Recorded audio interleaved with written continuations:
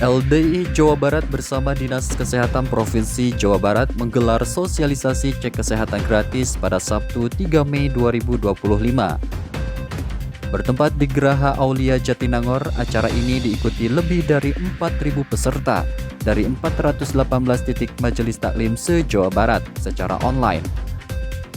Program ini mendukung pemeriksaan kesehatan berkelompok dari bayi baru lahir hingga lansia.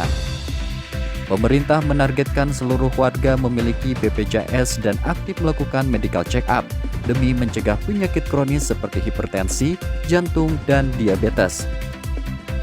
LDI berkomitmen bersinergi membangun masyarakat sehat dan sadar deteksi dini. Mari jaga kesehatan mulai dari langkah kecil. Cek kesehatan, jangan ditunda.